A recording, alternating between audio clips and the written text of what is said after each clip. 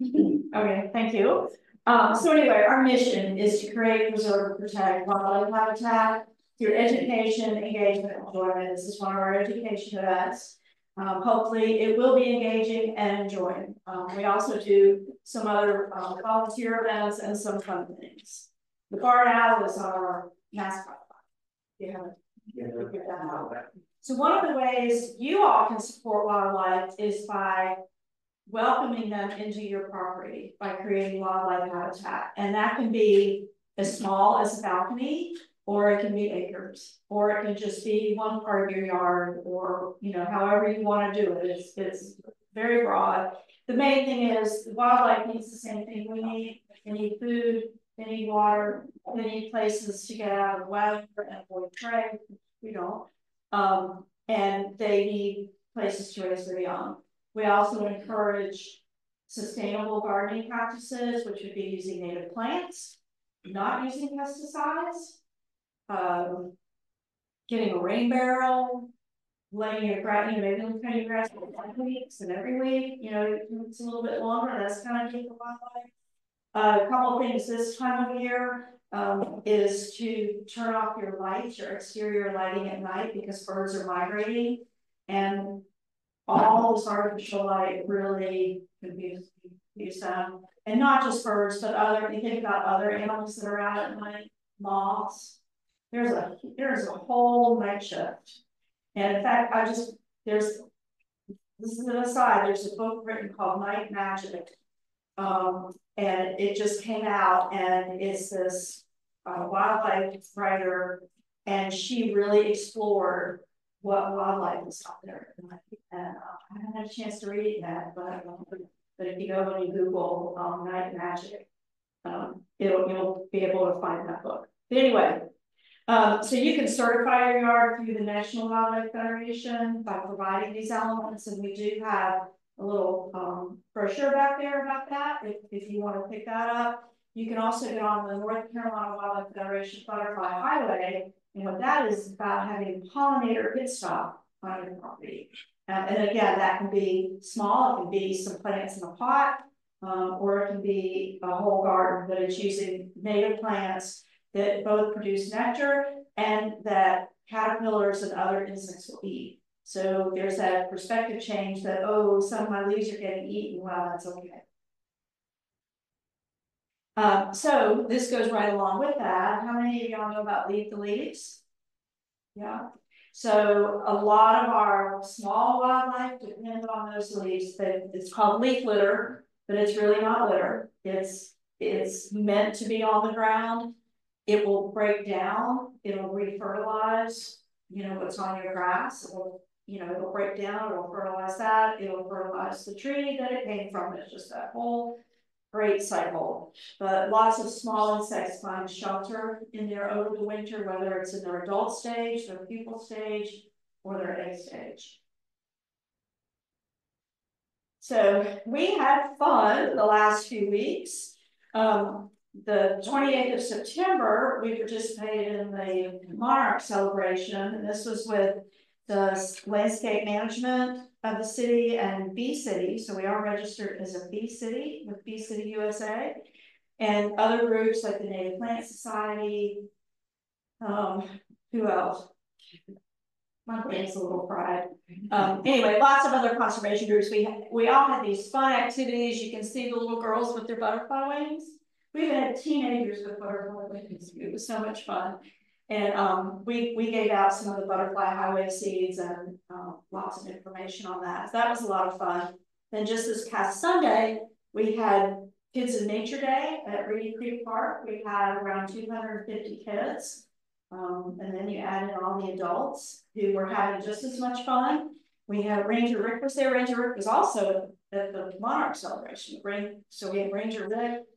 We had some live animals there. Had a tortoise, the box turtle, had some snakes, and a gecko who was really cool. And lots of hands-on activities. Kids really engaged in nature. We did have about 15 community volunteers, which really helped move things along smoothly. So we really appreciate that. This will happen again next October. So we do have some volunteer opportunities coming up. We love to have volunteers. So on the 19th of this month, we're going to have a trash cleanup along Tybola Road. It's a mile that we've adopted with Keep Charlotte Beautiful. And we do 3 cleanups on there a year. So, so this one's coming. Hopefully, it will have cooled off some by then. And that is on our website, and it's also posted on our Facebook page. If you want to go look that up, there's a registration for that. That helps us know how many supplies we will need to get from Keep Charlotte Beautiful. We also, on November 3rd, we're going to install a pollinator garden, and the site's pretty well prepped. There's not much prep we need to do to it, so a lot of it's going to be the planting. And I'll be sending out a sign-up genius for that, to get some folks that can come and be hands-on with that. Because that's one of the things with the chapters of the North Carolina Wildlife Federation. We're sort of the boots on the ground. We, get out there and actually do this conservation work.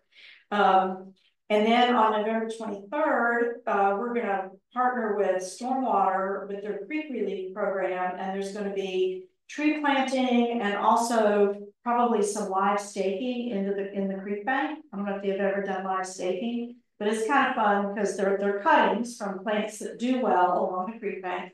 And you get down the creek and you go along and stick them in the mud along the bank. So I mean, and they're it has to be done correctly for it to work. So anyway, so this will we'll have a registration for this also, and that'll be coming out probably within the next week. That we love our volunteers. It's how we get things done.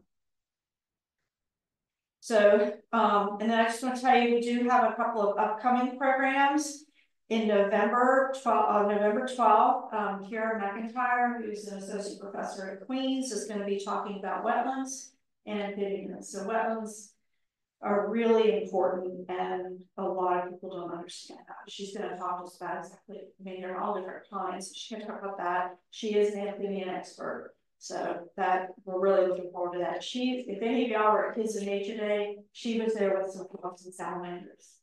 So that was neat. And then we don't have a program in December. There's just too much going on for everybody in December. But in January, we're going to change it up a little bit. We're going to have a trivia night. We're going to have that at Sugar Creek Brewing Company. We have a room set aside for us there. And yeah, we're going to have wildlife trivia. So y'all come out and,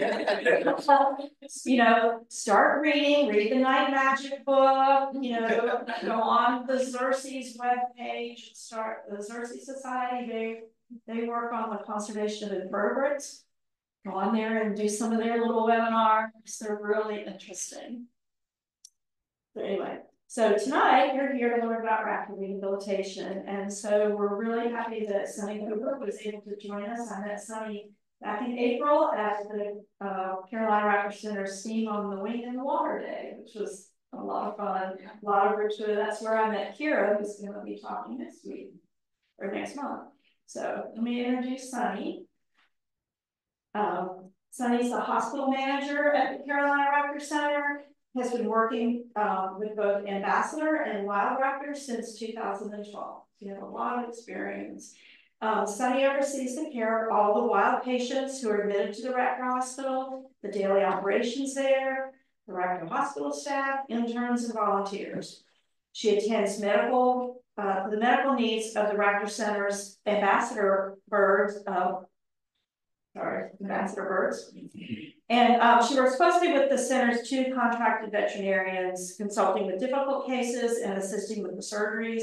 She shares her passion for raptor rehabilitation through teaching professional seminars, labs at the Wildlife Rehabilitators North Carolina Annual Symposium, workshops for interns, and regular trainings for volunteers. She also serves as a general board member for the Wildlife Rehabilitators North Carolina and helps organize their annual symposium, review grant applications, provides training and education for local rehabilitators, and assists in developing emergency disaster plans. And she found the time to be here tonight. So Jackie's going to help us switch presentations.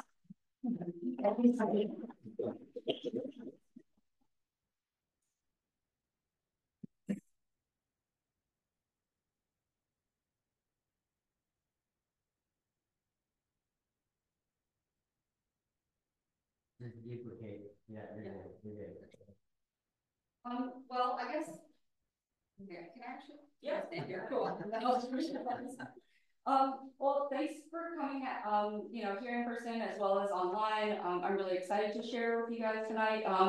When I was first asked, I was asked to just talk about everything. I asked Donna, what do you really want to talk about? She's like, well, where did the birds come from? And what do you do with them while they're there? And, who helps you with these things? And what about babies? And how do you keep records? And so, hopefully I put this all into a comprehensive presentation that will make sense and flow for you guys, as well as talk a little bit about the conservation efforts that we're making that are more hospital related at the Carolina Raptor.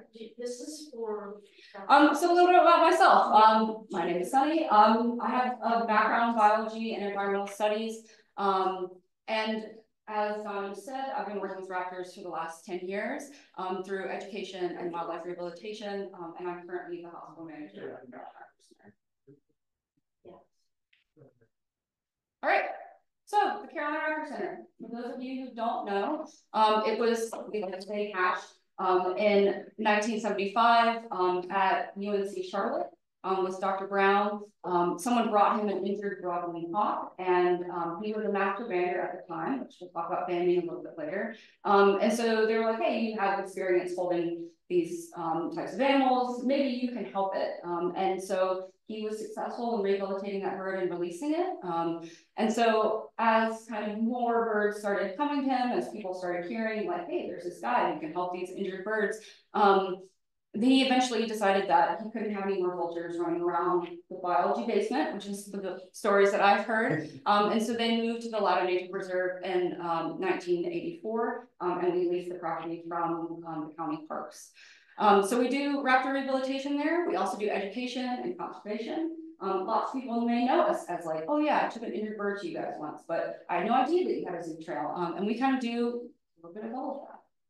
Also feel free to ask questions along the way if you have them.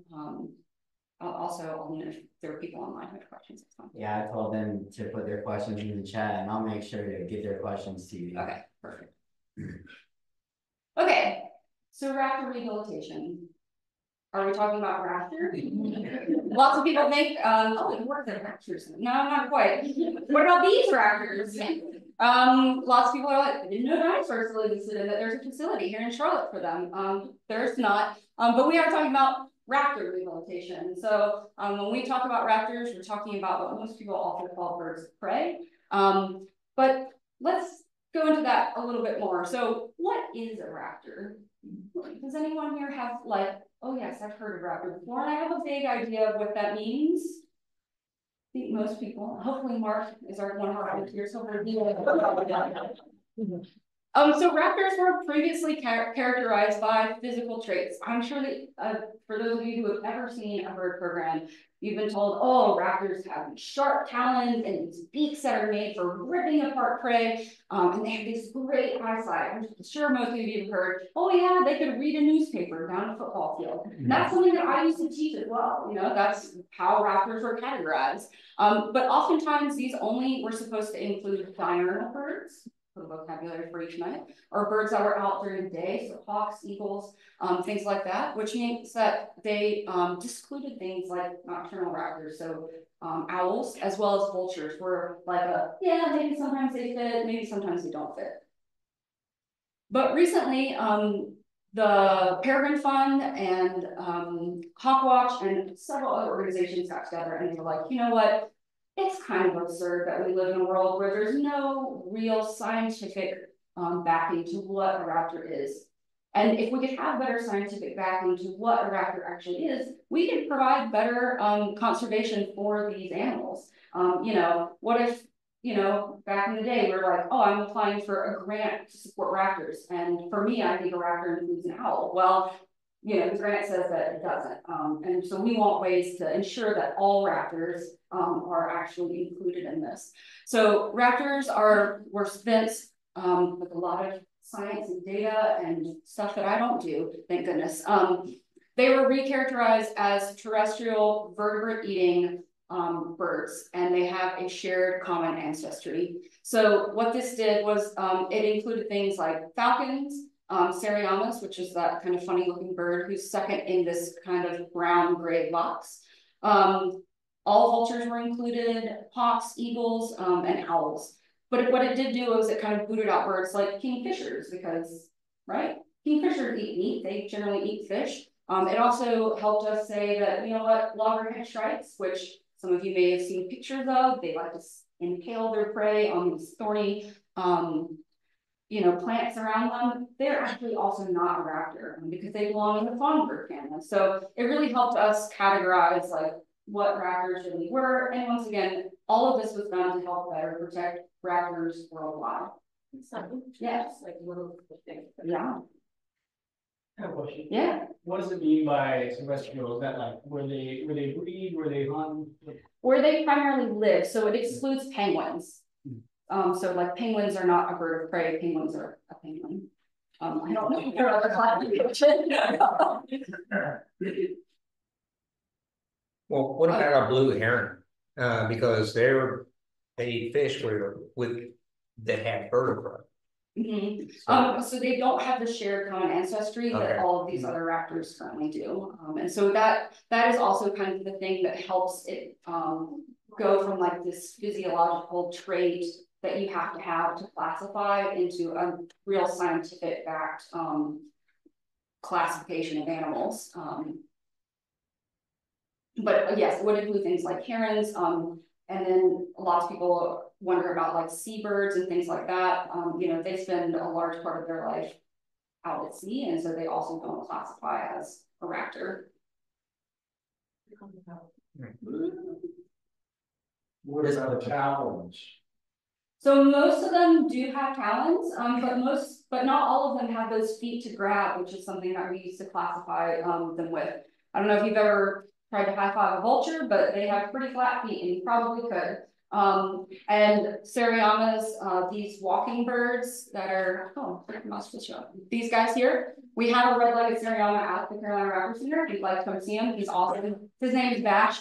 And he does not have typical grabbing feet either. He does have this kind of fun, like, velociraptor toe, I like to call it, from the movies where it looks a lot bigger and it looks like it can give you a good tap. But once again, he does not really look like the rest of the raptors, but because he is a vertebrate eating, primarily land thing that has that shared ancestry, he also then falls under this, which is cool because now when we say that we protect raptors, we also include things like the paradox. So why try to rehabilitate wild raptors? It's easy to be like, oh, I feel bad for like this maybe one bird who I've seen who was hit by a car, but in general, like why do people rehabilitate raptors? And does it make a difference? So for a long time there, wildlife rehabilitation was kind of split. It was, why would you pour all of this time and energy and money into one or two individuals when it's not going to make any difference in the population? We need to look at things on a big scale. We need to look at like the population of red-tailed hawks here in Charlotte. We need to talk about habitat and all these other large-scale things that would make a difference for them. And helping one single individual, that's just not it. Versus there were a lot of other people who were like, but these are a lot of them, probably over 90% of birds that are admitted into the hospital are admitted from human-related things. So for a lot of people, it was, well, this is my responsibility. If I have a house that has, this bird has run into, or if, I'm out driving my car or a bird gets caught in one of my soccer nets out on the field, those are my human related things. And those are the reasons that these birds have been injured. So like I have a responsibility to help these animals. And it's been a really cool couple of years because recently the University of Oregon posted a article called Dead Birds Flying. Can North American rehabilitated raptors released into the wild mitigate anthropomorphic mortality? Which sounds crazy, but what it essentially means is, can birds that rehabilitators give a second chance to, those quote unquote dead birds flying, can they actually make a difference in the mortality rate that humans in general cause? And the answer is yes, which is really cool. It was something that was published really recently. They also got more grant funding, so we just submitted another data set to them, which is really exciting. And we were a part of the original data set that was sent to kind of help answer this question that's been going on for a long time. Why else do we care about raptors? Well, they're an umbrella species. So umbrella species, tend to encompass lots of other species underneath them. So if we save raptors, we're not just saving raptors, we're also saving the squirrels that happen to live there. We're helping to save maybe an endangered species of songbird that shares their same habitat. They're charismatic species. I'm sure that when you see them online and you see them, flying or doing goofy things, or you see them out and about or wherever it is, you're not just like, for whatever compares. They're like, look at that bird up there. It's so big, it's flying, it's gorgeous. And he's also an indicator species. So raptors indicate a good environment. So in general, top predators need to have prey, need to have food, need to have all those other things underneath them. And so they can indicate whether an ecosystem is in a healthy place or not, depending on how many of them, all of this. The other really cool thing that we have done recently is we participated in a vaccine trial. And I think that one of the guys who helped us put this together said that it's never been done before with wild birds. But the Carolina Raptor Center hosted 28 black vultures to help California condors. Some of you may have heard of California condors. They are our most endangered species of raptor here in the US. There are only about 500 total, and some of those live here in the United States, some of them live in Mexico, but they died from avian influenza just last year. And through some work that we did at the Carolina Raptor Center, which I'll talk about again a little bit later, we were able to make a huge difference in this critically endangered species, which is really cool. And if you didn't have a rehabilitation facility like ours, you probably wouldn't have space to house 28 vultures or have staff that have the expertise to deal with husbandry and care for those animals. So what is raptor rehabilitation then? What are we really going to talk about? We're going to talk about the process of treating and caring for injured, orphan, and sick wildlife with the goal of releasing them back to the wild. Remember that part, the goal of releasing them back to the wild is really important. So what is it? Yes, it is the treatment of injured wildlife. The goal is release. It's a lot of hard work. It's not, something that you just come in and throw some kibble on the floor and you walk out kind of day. And it's looking at welfare with a long-term kind of scope. The Carolina Raptor Center is what we like to call a bird first facility. Birds welfare comes above all else. And so for us, welfare also for our hospital patients doesn't just mean while they live with us, but it also means once you release them. If we were to get a bird in who was blind, we could be like, all right, well, you're back up in body weight. You seem to be able to kind of fly from place to place. Let's put you out in the wild and I'm sure that you'll do just fine. But for us, that's not success. So it is looking at things long-term, and that can be really challenging in the kind of here and now. So what it is not placing every single bird. Very, very, very, very, very few of our bird candidates who are not good candidates for rehabilitation actually make good candidates for long-term living with people. Now, that is not my expertise. I know a little bit about it, but in general, I do know things like we don't want birds to be in pain long-term, and we also don't want birds to be afraid of people and have to live with that for the rest of their lives. So those are things that we think about a lot as well.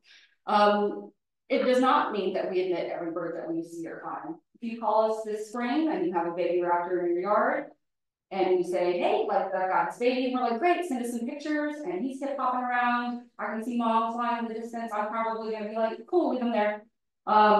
So because we don't want every single bird to ever come in. We did that one year and it was awful. I'll just say, and we'll get to that. Babies, are their own kind of special thing. And we also don't do taxidermy, and we don't sell birds for parts. Sometimes we get asked if we also do taxidermy, and the answer is no, we don't.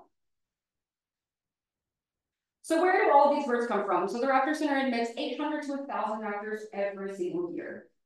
Like, just let that sink in for me. Like that. That's a lot. Like, there are only 365 days in the year, which means that many days out of the year we receive more than one patient a day.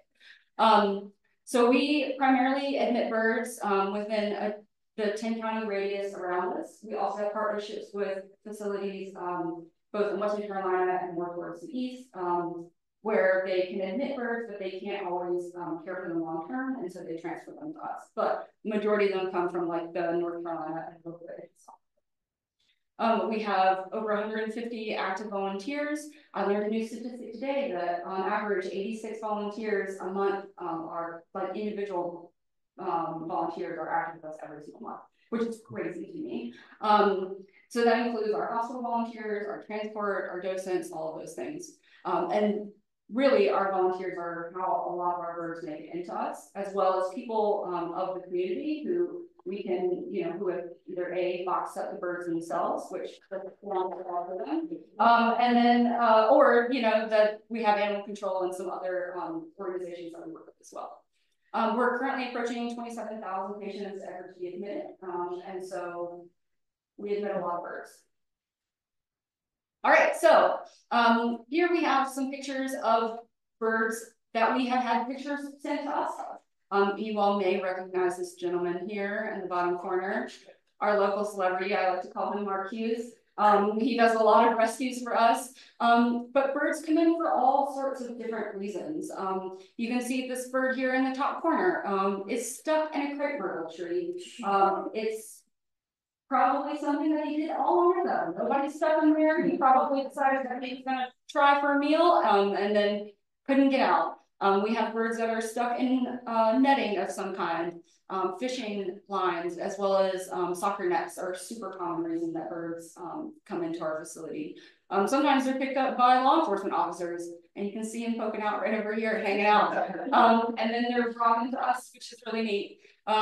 Sometimes you end up with birds that don't want to be captured, so they try to make great escapes into the lake. We have others that, quote unquote, come to people for help. This bird literally is sitting outside of someone's window. And you may have seen our viral video where we had hawk literally hop into the box that the transporter was trying to put. We have people who, you know, go through a lot in order to get their birds to us. This laundry basket, you can't quite tell, but is nailed down to a piece of plastic. So that bird wasn't going anywhere until he got to us. But I was gonna say, you know, we have people do all sorts of things to try to help birds. And then we also have some that are much more intentional, like Mark here rescuing this bird out of the chimney. Chimney catbirds is what we call them, are oftentimes barred owls looking for nesting sites. That happens around this time of year, kind of onwards through December. And it's super easy to prevent. It's catbird chimney. Most of those birds that fall into chimneys have like an 85% release rate as long as they're found within like a reasonable time.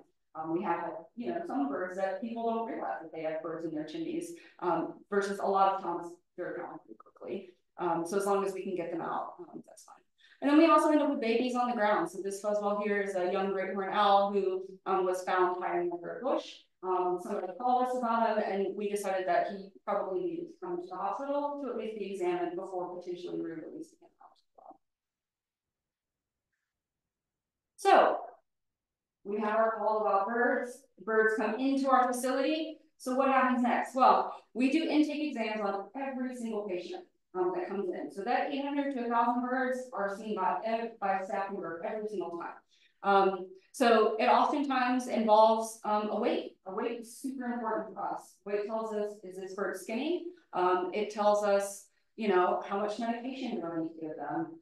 Just like your doctor says, oh, you're roughly this tall and this many pounds. Well, let's try this much medication for you today. You know, we do the exact same thing, and so weight is really important.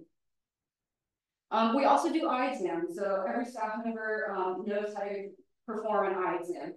It sounds silly, but when you're an owl and your eyes take up potentially 50% of your skull, and a lot of that is not on the outside, but it's actually on the inside. And most of our birds that come in are hit by cars. Head trauma is a big thing for us. And so being able to actually do an eye exam and do one properly is really, really important.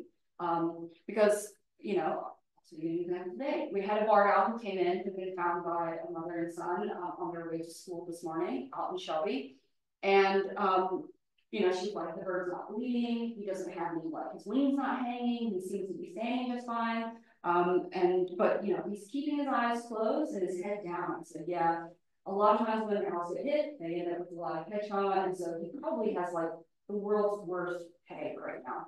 So just leave him in a box, like we'll have somebody come meet you. So we got that bird here today, and the lady's right. There's not any external blood or bruising or other things like that. There's a lot of internal damage going on inside that bird's eye. That could only be seen through a scope and through looking into the backs of their eyes. So that's something that we do all the time. And then a full physical exam. Sometimes this includes putting birds under anesthesia, which this bird is has a little cone on. He's under anesthesia right now. It can make things less stressful, less painful, which is something that's really important for our patients. And so we go through and do full body exams.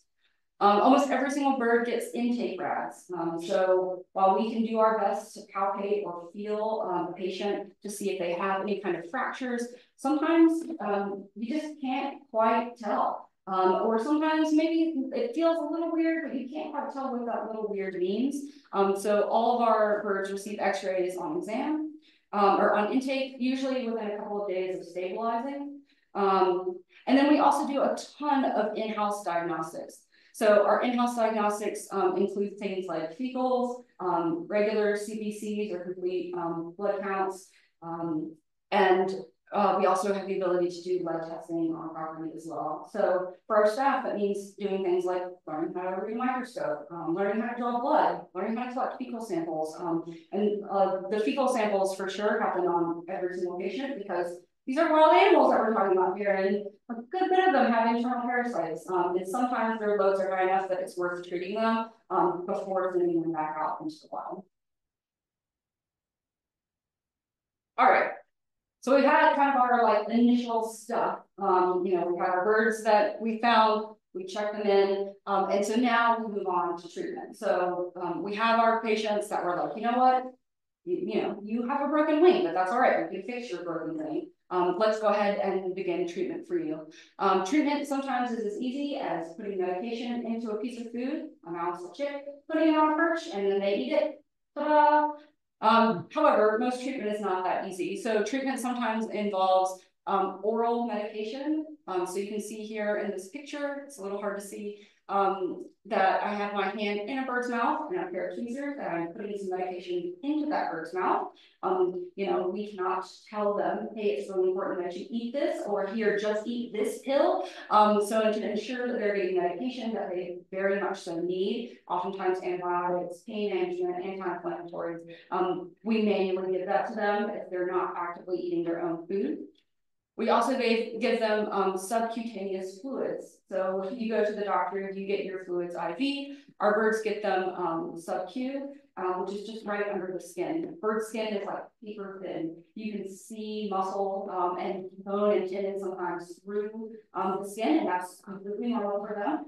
But it also means that giving them fluid underneath their skin is very easy. And if you have a cat or a dog, when you go to the vet, oftentimes that's how they give your pet fluids as well. And they usually end up with a little water pump on the back. We give ours in their legs, and so it slowly absorbs stuff. As I said, lots of eye trauma goes on. So eye drops are a big thing that we provide. So eye drops for a course of 7 days, and then we do an eye exam again.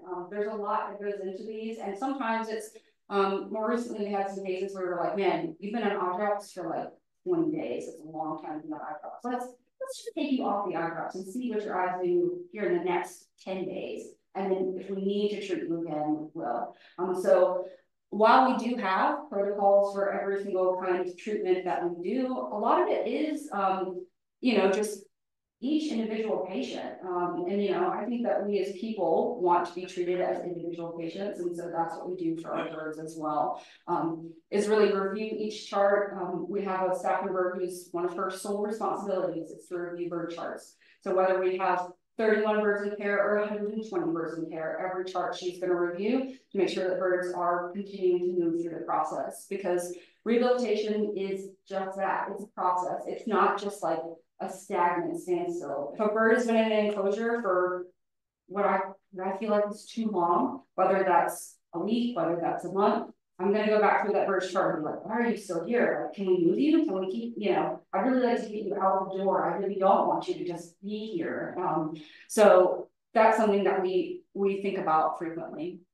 Sometimes treatment includes things like splints or bandages, wraps, and sometimes those things lead to orthopedic surgeries or more extensive wound cares.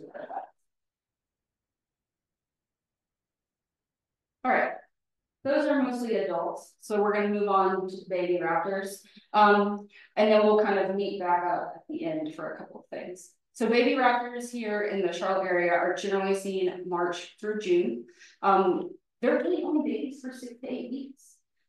So sometimes, you know, the work that we do is a lot of education, and people, you know, think, oh, you work in the hospital, you probably don't deal with the public a lot. We deal with the public a lot on the phone, trying to teach them things like, I understand that you don't think that this vulture is going to run from you or run from me because it's letting you get very close to it, and that it has a broken wing that it's dragging. But I promise that vulture is not going to not just run from me, but also outrun me.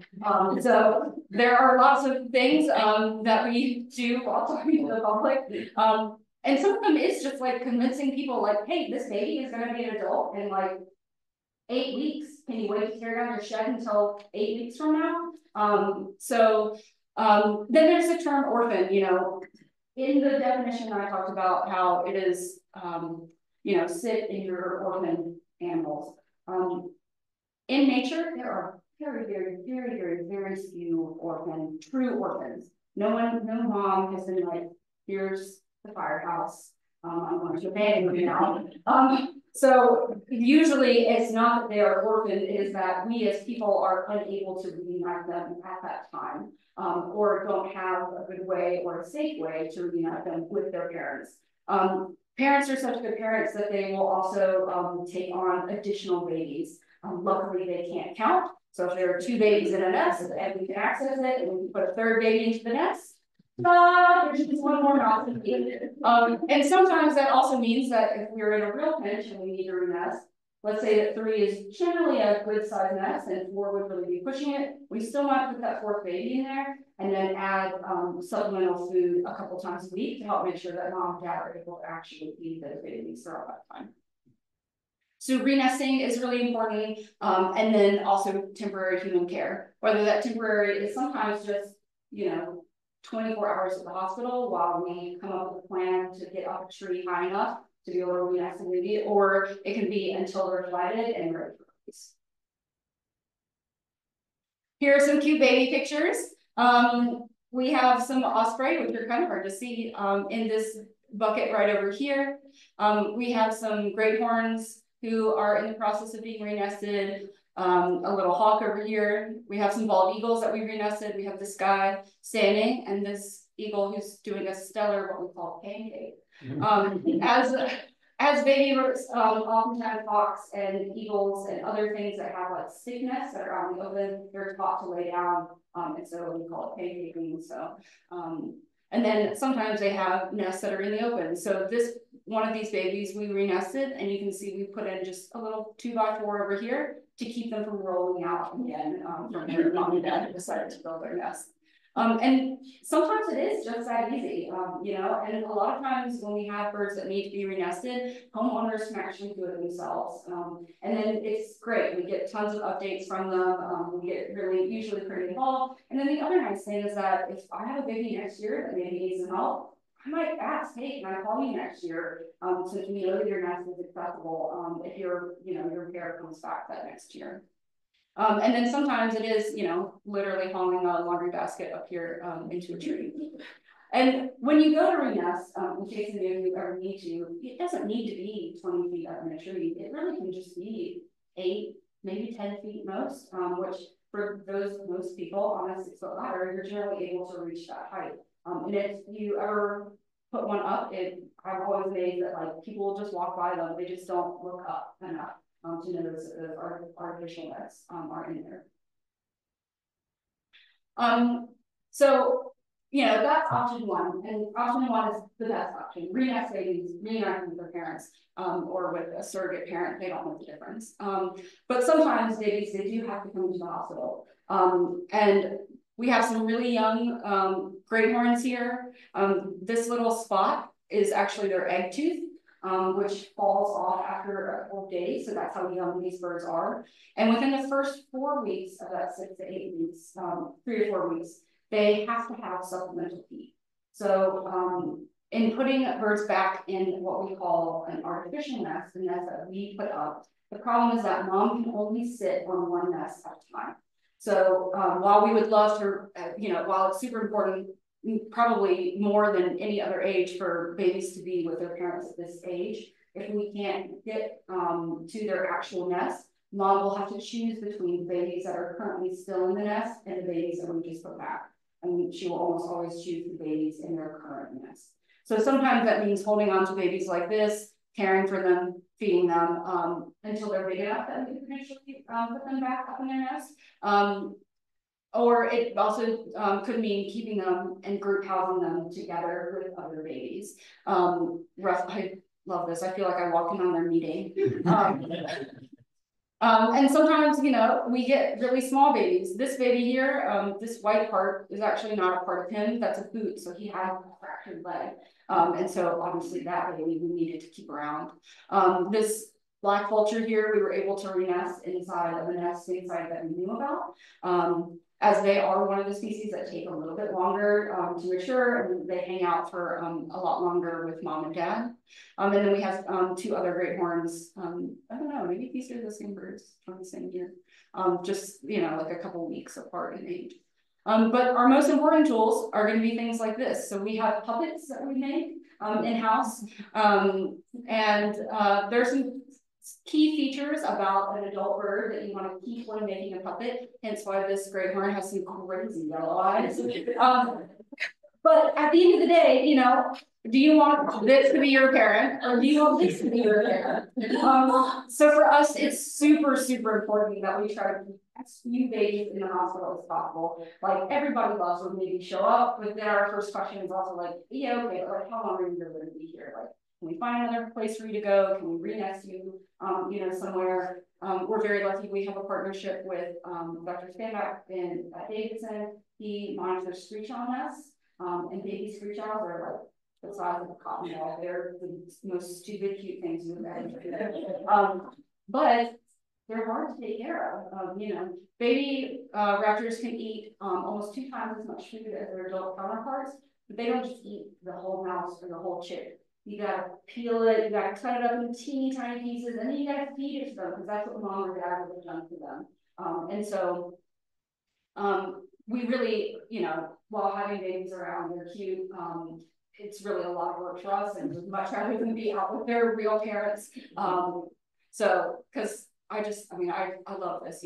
Is this who you want in your life? Or all right. So you may be asking, how in the world do you keep track of all this stuff? So we use a record keeping system called Raptor Med. Every single patient has their own chart with whatever their problems are, with how long they've been in care. If this was a baby, he passed mouse school. And what's really neat is that every patient has their own unique patient ID number. So this was patient number 26,341. And you, as a member of the public, can go onto raptormed.carolinaraptorcenter.org and you can look at all of the patients too. You can see what every single one of them have been up to. And I will tell you right now that we have volunteers that read those charts potentially more than I do. I have one volunteer who goes every night, and every night she reads every entry for every bird. And currently they're like 30 some birds in care. But imagine sitting there and reading notes for potentially 120 birds. But it's what she likes to do. And so sometimes she'll come in and she'll be like, I saw that so-and-so's not eating again. And I'm like, I don't know who that is. You're gonna have to be a little bit more right now.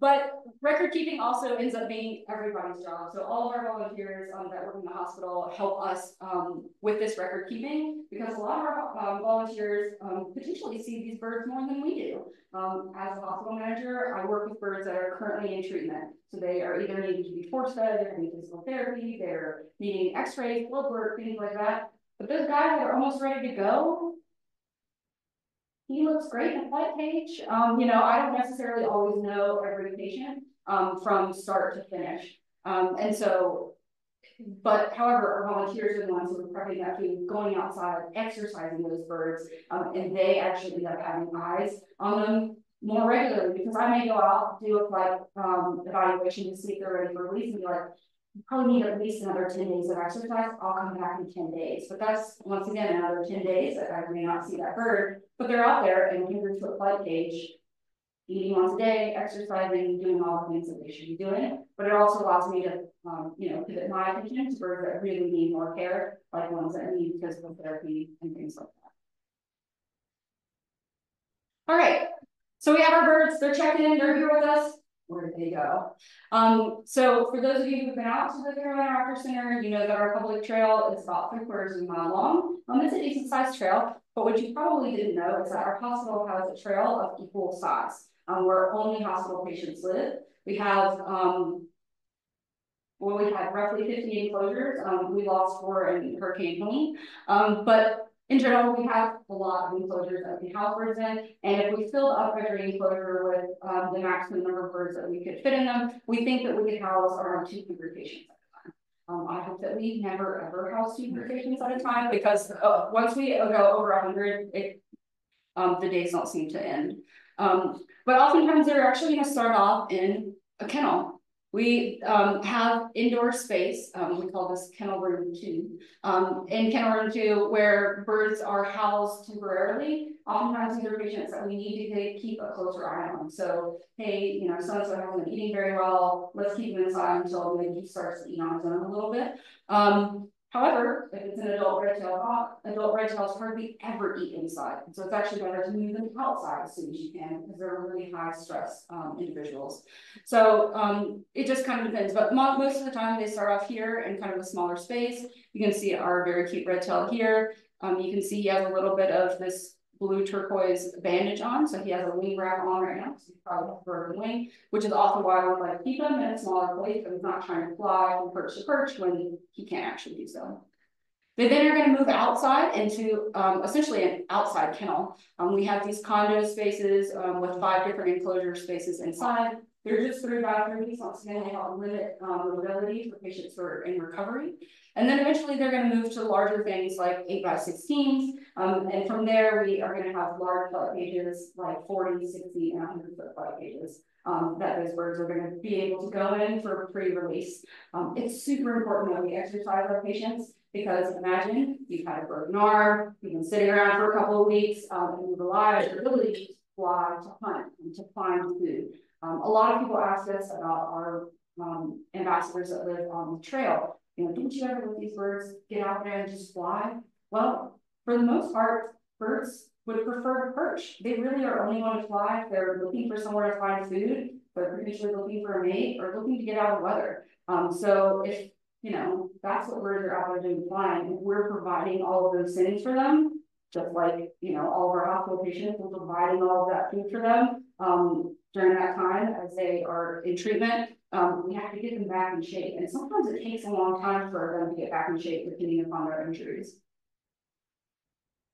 So here we have a picture of a 100-foot flight cage with some great horns in it that are being evaluated for release. So a flight evaluation or release evaluation oftentimes looks like reviewing all of the problems that they currently have. They had eye problems or eye issues. We may check their eyes again before they leave. We may put them through mouse school. And then also just evaluating their flight in general. Is that guy huffing and puffing his way across, or is he, got beautiful flight, he's gliding really well, he's going perch to perch, he doesn't seem to be accidentally running into somebody else in the enclosure as well.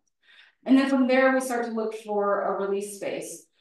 So our finders, the people that find birds, always have first dibs. If you were to find an injured bird on the side of the road, man, I really would like to be there for the release done. There's nothing else that you would need to ask for us to allow you to re-release that patient. However, we do, sometimes we're like, hey, you found this in Uptown Charlotte. Maybe not the best place to release bird. Let's help you find somewhere else greener to release this patient. And we recently worked with a grad student at UNCC. She now lives, I think in Utah, doing other research, but she helped us put together several maps using GIS data from where we got birds into, data of like Google Maps and, you know, where green spaces were versus where, you know, populated spaces were, to try to help us make better informed decisions about where to release our patients.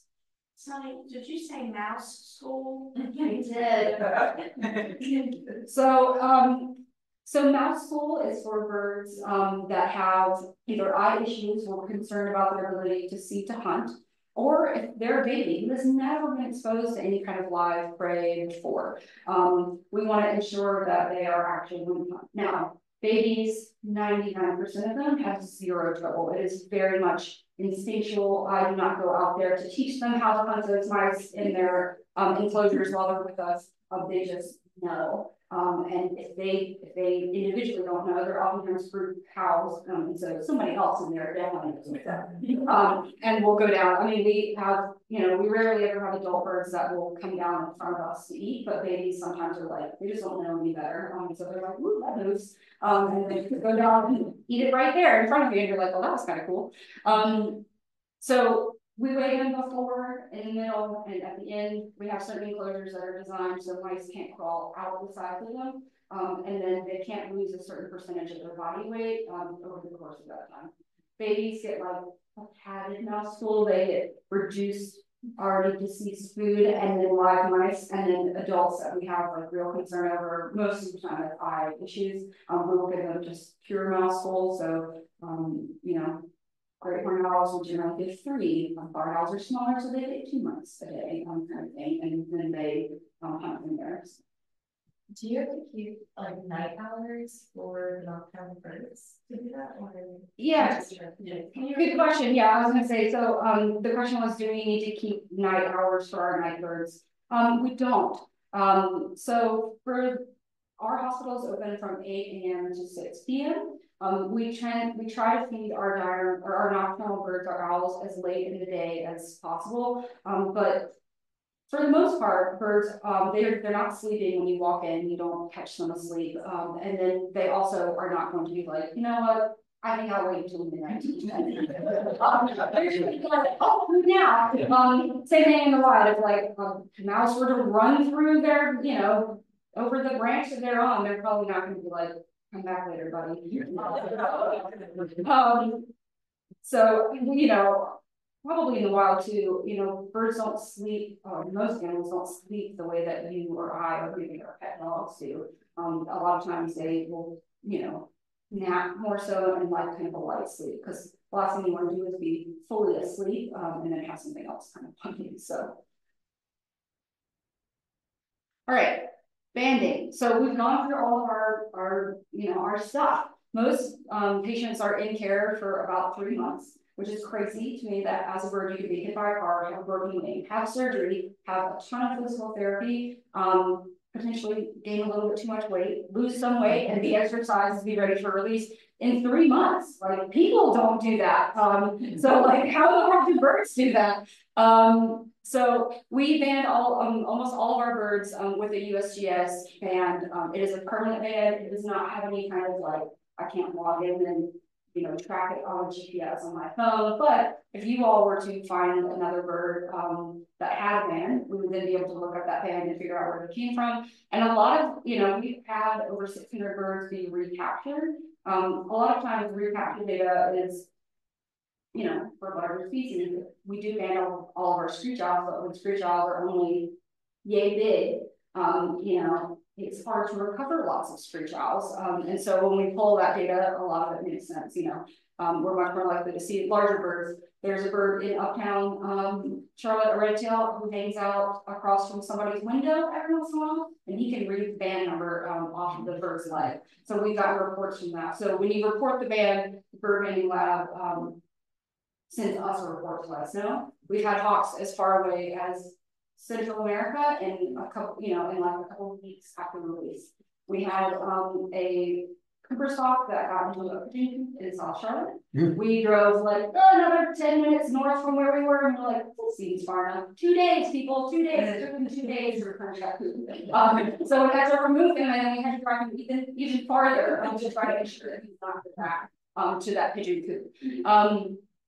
But we also had a barn owl who was in a chimney, and we got him out of the chimney, we banded him, and the homeowners were like, all right, we packed our chimney, and we're like, great, we're gonna re-release him here in the area, because oftentimes if they're looking for a nest, they have a mate, and we don't want to break apart that mate pair.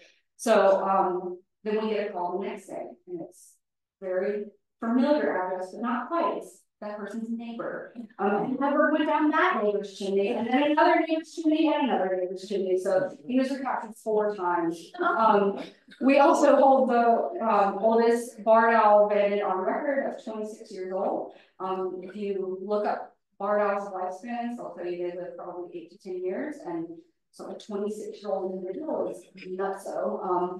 So, you know, we found out all sorts of data from this, which is really cool. And yes, you know, we had a ton of birds, and we've only ever had, you know, 600 or so that we've ever seen again. But still, those 600 birds tell us a lot. They tell us that hawks tend to fly really far from where they're released. So as long as we can release them in suitable habitat for the time being, they will figure out where they will be. Versus with owls, it's much more important to release them into the habitat because they will most likely stay within a mile radius from where they were released, which is also just like what cool data that we have gotten from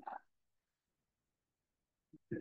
So these are some of our pictures of releases that we've done in semi-recent times. And then I have a quick video clip to share with you guys. So this video was put together from or by an intern of ours. And it's just about a successful rehabilitation story, and it's really well done. I hope that you enjoy it, and hopefully you'll be able to learn to choose our audios and knowledge. Do we need to do that one? Hit play. Okay.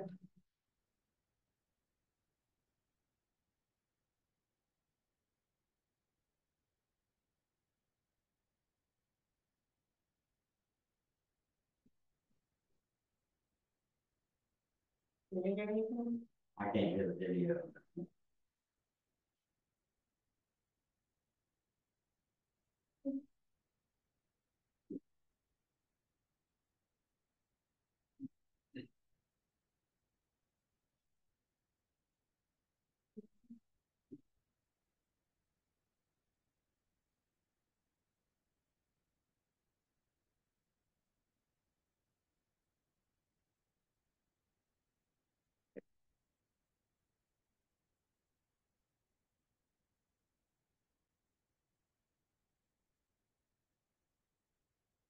Should have tested this earlier. Sorry.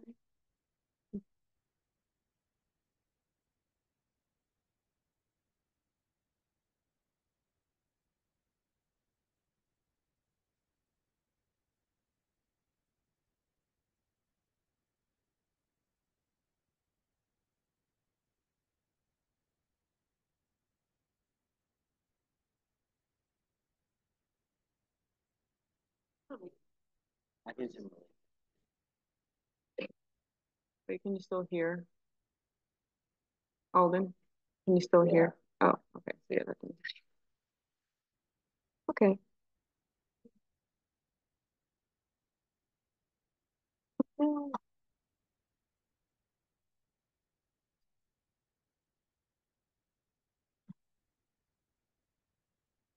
Anyway, enjoy at home at your leisure.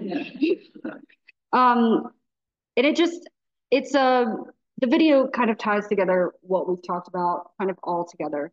It talks about a bird who was rescued and then released, and it talks about some of those things, and it has some video clips.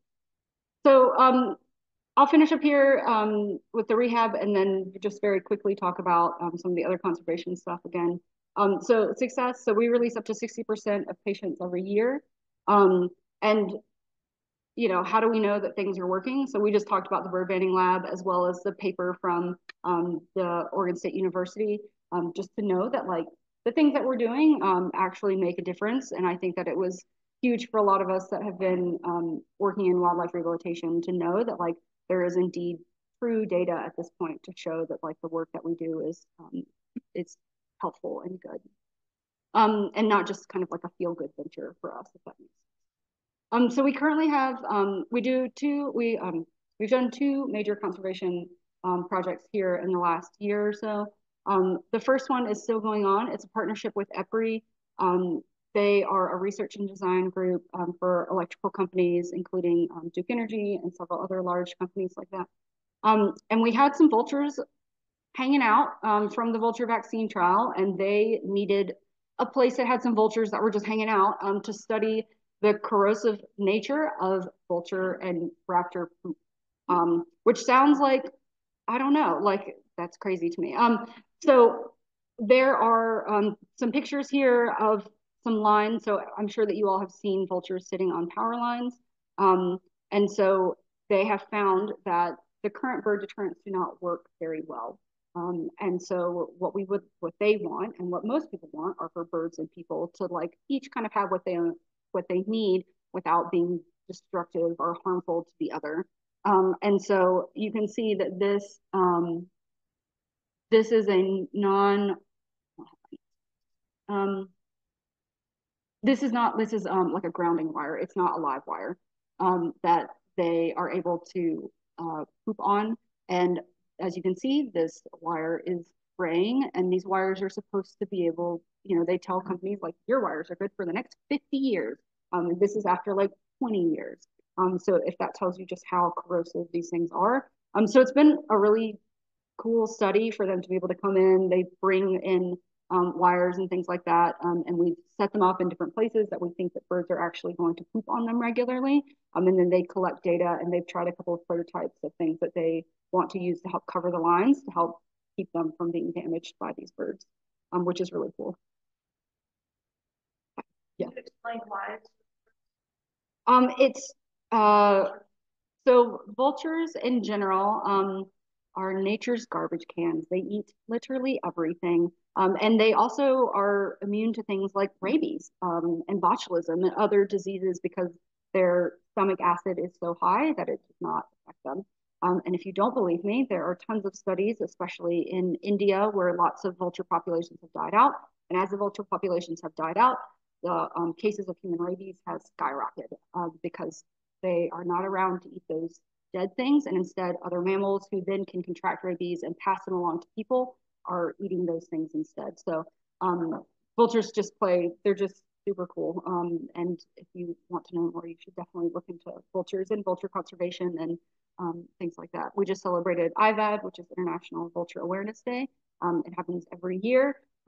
People are like, yeah, but are vultures really that cool? And the answer is yes, like they really are that cool. I had a volunteer who was new one time, and she was like, so do you all just say that because like you want other people to like vultures, or do you actually like vultures? And we were like, no, we actually really like vultures.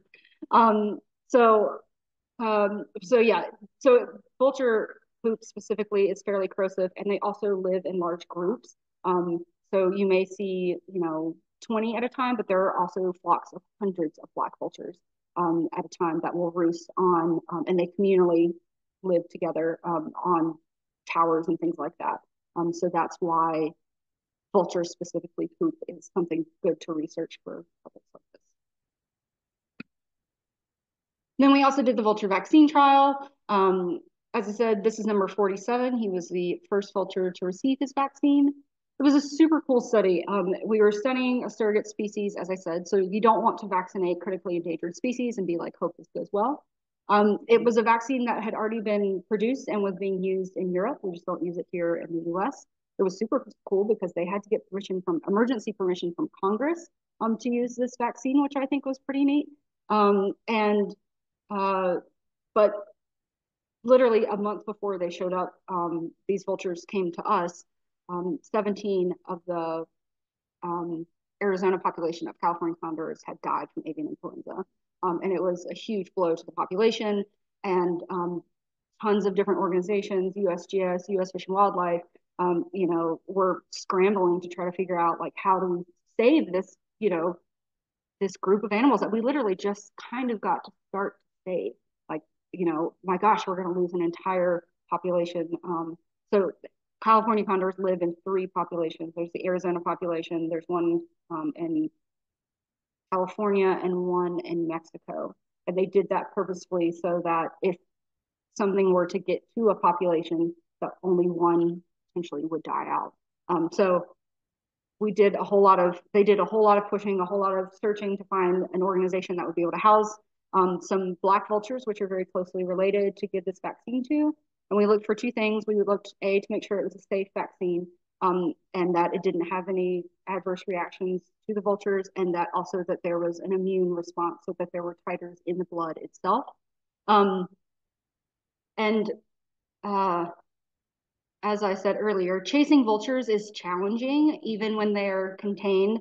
So it was a lot of work and it was a lot of fun. But days after they were vaccinated, we had to go and then rehandle every single vulture very quickly to check their injection sites for the following 3 days in a row. And it takes, they lived in 5 different housing bays. And so it took teams of 3 or 4 to then catch them. We had to draw blood on them really regularly so they could check to see how long the antibodies were there, if they were there, and how long they lasted. Because the hope was that they would then be able to vaccinate condors once a year. Because I didn't know this, but apparently they try to catch up their wild population once a year. So every bird is then caught up. They're tested for blood levels. They're given a physical exam, and then they're also now will be vaccinated. And since they have vaccinated over 100 condors, which is just amazing. Some of them are in human care, some of them are wild population, and it was really awesome to be a part of a study that has made such a huge difference. All right, so what now? Support. So you can support us in our mission, volunteer work or group volunteers. We do a lot of both. You can also choose to support a species.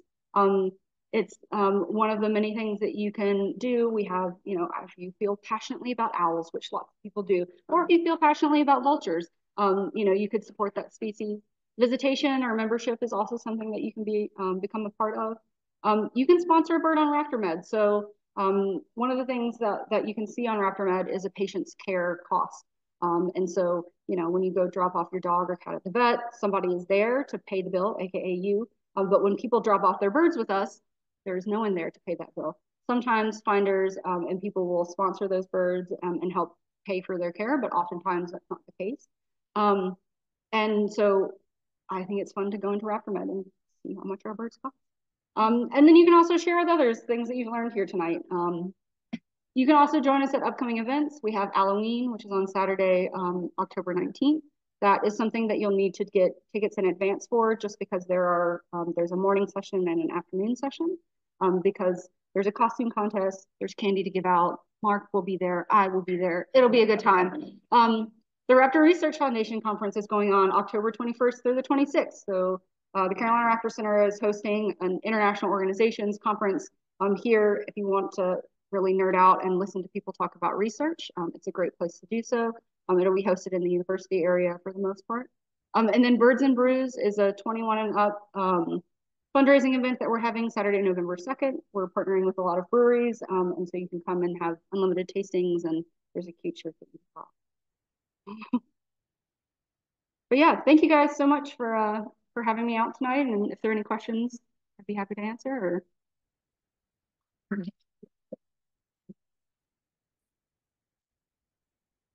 Any questions at all?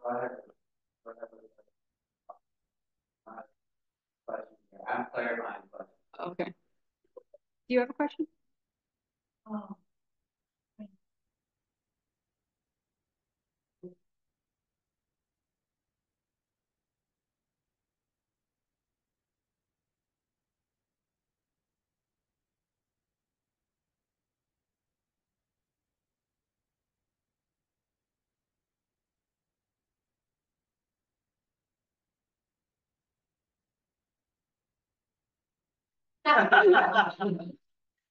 Well, I probably can't explain what it was.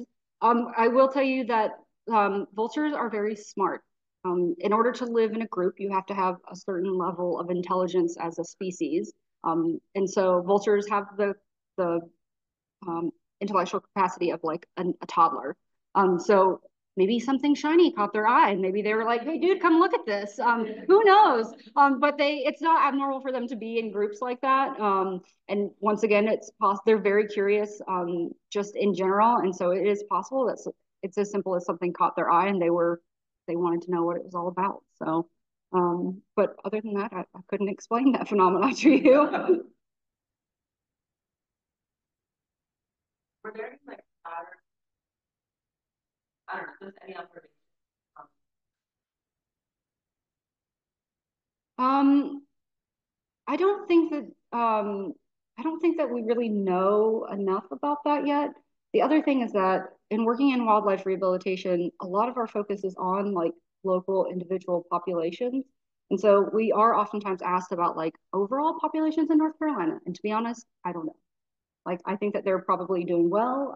Or, you know, my biggest concern would be birds that are migrating. If there are birds that are migrating, how do hurricanes affect them? But even that's something that I'm sure that maybe like a state biologist would be able to answer, but I don't necessarily have answers. Yeah.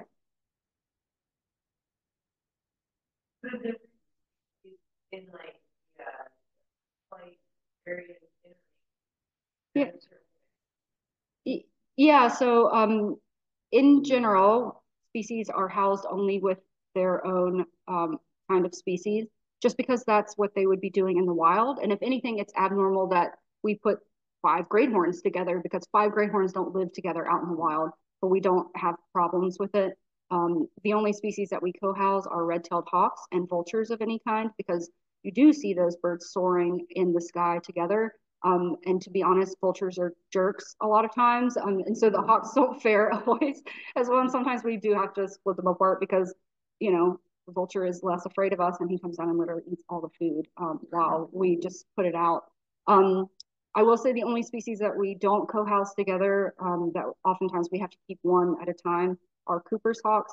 The females in raptors tend to be larger than the males, and so the females will eat the males. And so we have to keep them separate. And that starts from a pretty early age. And so while it's nice to have them together so they have somebody else to look at who's like them, we usually separate them pretty quickly. So, yeah.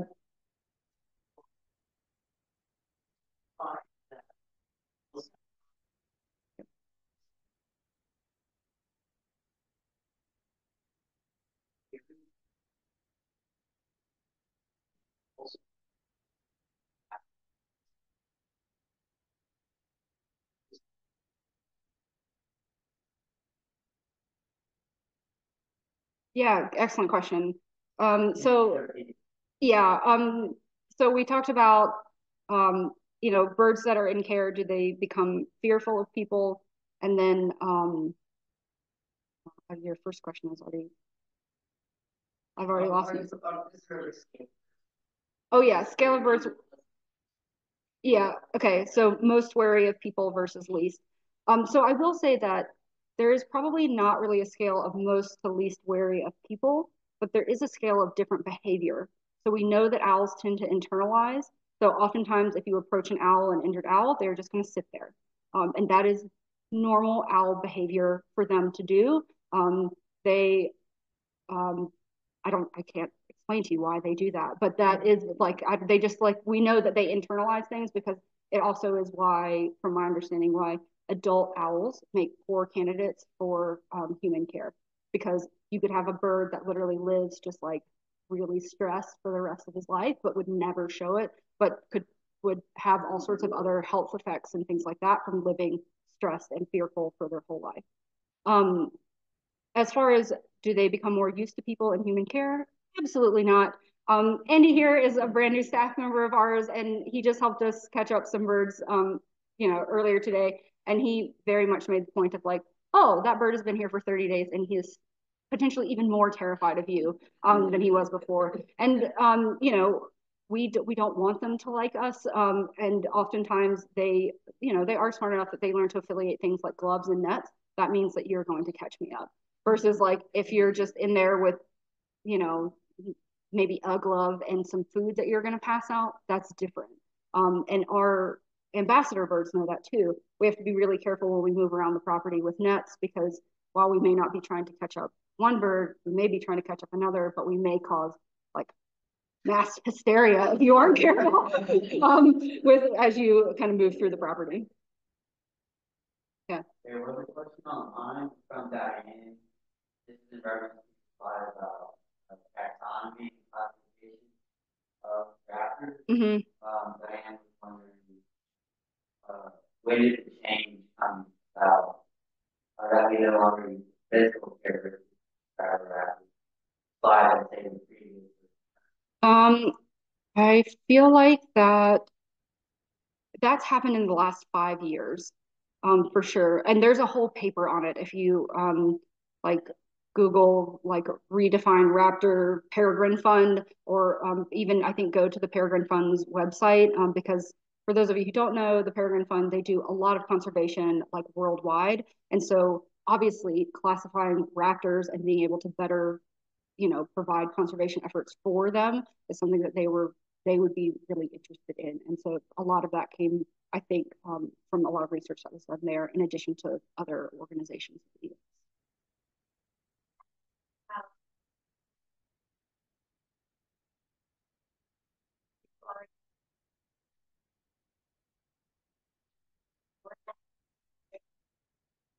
Yeah, so the Carolina Raptor Center has been taking in what is also now traditionally known as a raptor for a long time.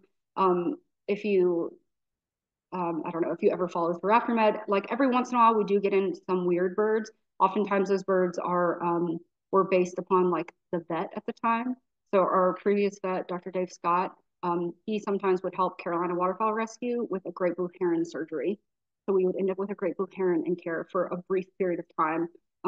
But even crows are technically songbirds, and so we don't admit crows in the hospital. So some of the, say you get an owl that's 55 car now it's blind. Mm-hmm. And it can't be released. You have places that these birds, I mean, I know you keep some as ambassador birds, but you only have certain capacity. So are there other places birds? So the question was, are there places that we can place birds that have injuries that maybe we don't have capacity for at our facility? So we do have a list of other facilities that are looking for a bird of certain kinds. Sometimes they are things like, like a one-eyed hawk, and things like that. But for the most part, the hospital portion of us, we will set aside a bird essentially to be like, I think that this bird, there's a great paper by Kit Lacey, who is in charge of the Cascade Raptor Center. I can send it to you to share. And it is about like long-term fractures and some other things that while we used to say yes to, we kind of like don't really want those birds in care anymore under people because we don't think that they have good lives.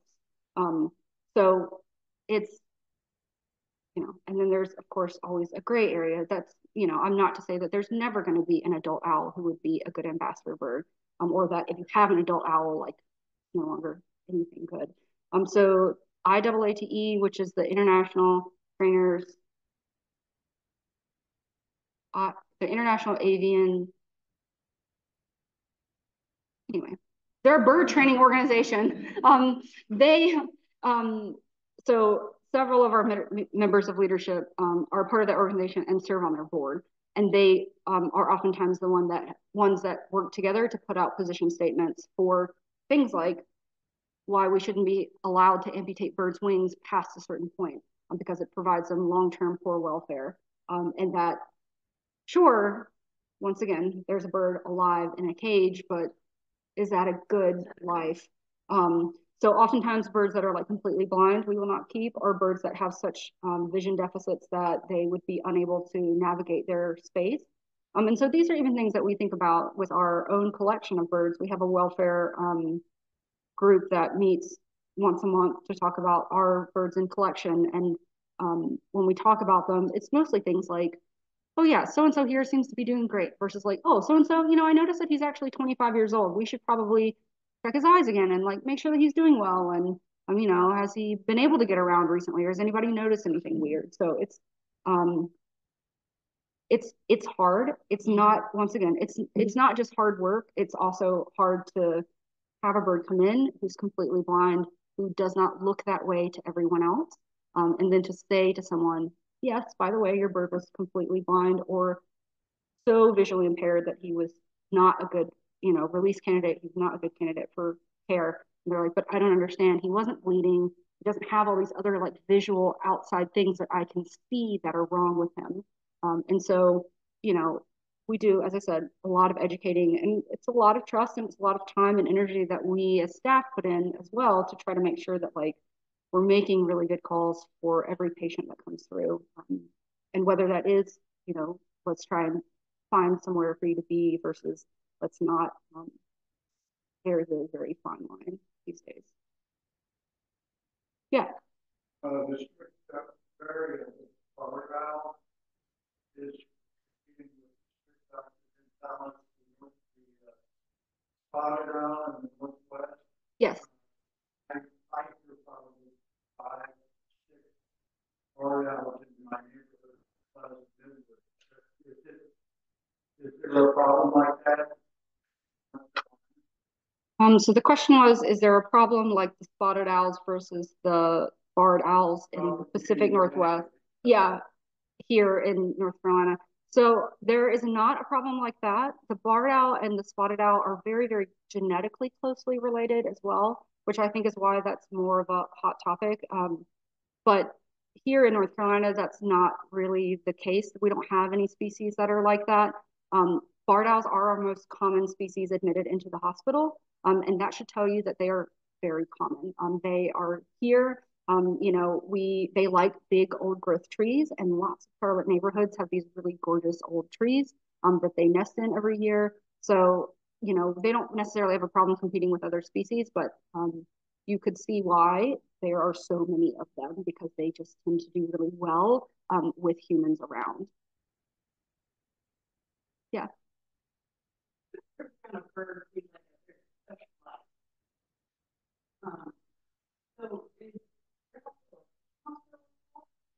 Our hospital is currently not a teaching hospital because we don't have a full-time vet at the moment. So we have 2 contracted veterinarians who we work with who do some of those other things, but for the most part, it is a pretty staff heavy. And so our staff have a lot of knowledge for those things. But in the future, I would like for us to become a teaching hospital again, and I'd like for us to have vets. Yeah.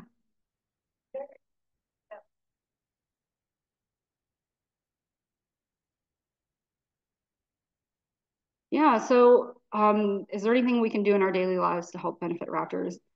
This is going to sound really cheesy, but one of the things that we tell people all the time, just don't throw things out your car windows. And for us, it's not just like a visual thing or whatever, but even things like banana peels, apple cores, and I know as a child, I did that all the time. I was told it's okay to do those things. But for raptors, what happens is that it brings their prey items to the road. So anything that we can do to prevent prey items from coming to the road, then prevents raptors from coming to the road.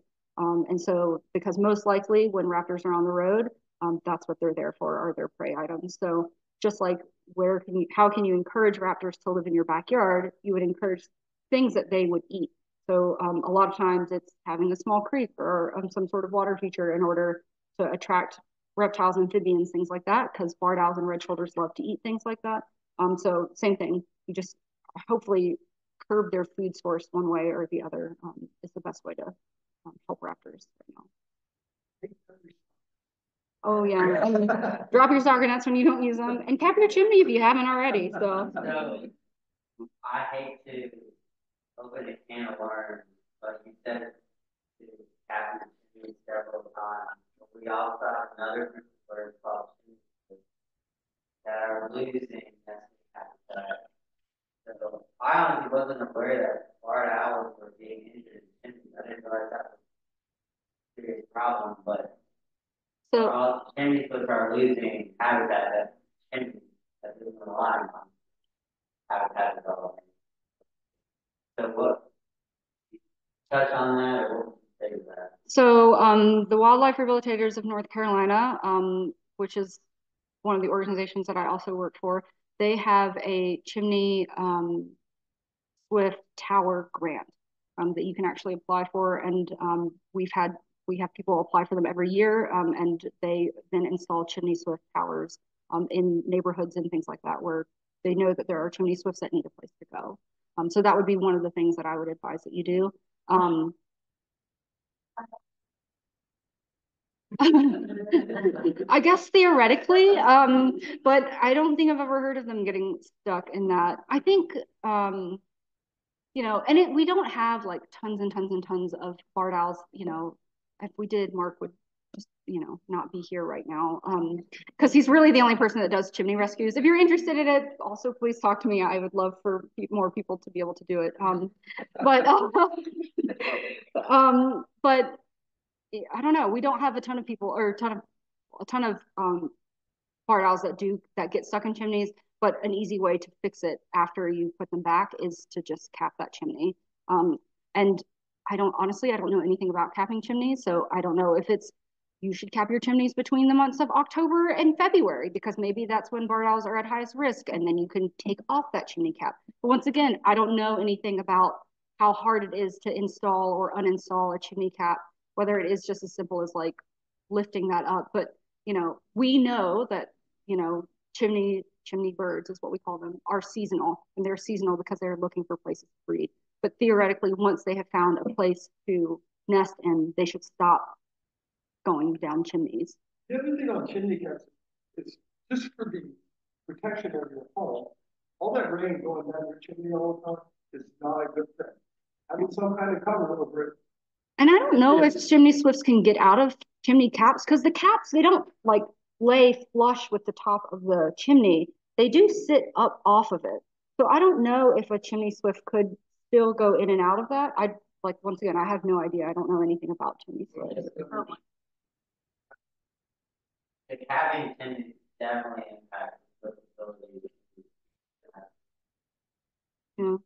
This is an interesting conflict because you have a very common barred owl with just well with human development versus the lions and that is not doing so well with humans. So these are the questions that people like us are here to figure out. I only mean that to start talking. Yeah, I mean, yeah, as I said, I have no idea because I don't know a ton about chimney swifts, and but I do know that barred owls have a very seasonal going into a chimney. Yeah. All right, so the question was, have we ever put a GPS tracker on a release bird? So there was a bird named, a bald eagle named Freedom, who was born at the center. We don't do any kind of breeding at the facility anymore, but Freedom was born at the center, and they put a GPS tracker on her. We got super cool data. You know, we know that she summered up on the Great Lakes, and we know that she would come back here for the winter, which is really cool. But a lot of times when we are talking about doing research or talking about doing other things, we ask kind of to what end. And we ask that too a lot with treatment sometimes for wild patients. You know, sometimes even with our human doctors, we're like, yeah, but why are you running this test on me? Or like, why do I really need this thing? So at the moment, we don't really have a reason to put GPS trackers on anyone. You know, yeah, it's cool data, but to do what with? Is kind of like the thing. Now, if a researcher came to us and was like, hey, I'd really love to like look at the broadwing hawks from this area and where they migrate to, I'd like to partner with you to put GPS trackers on a bird. You know, any broadwings that come in that you think are going to migrate, if you'll just let me put a tracker on. Yes, absolutely. Like those kinds of things we're really interested in. But as far as one-off adding a tracker to a bird, we just, what would we do with that other thing? And unfortunately, that's just not where we're at right now.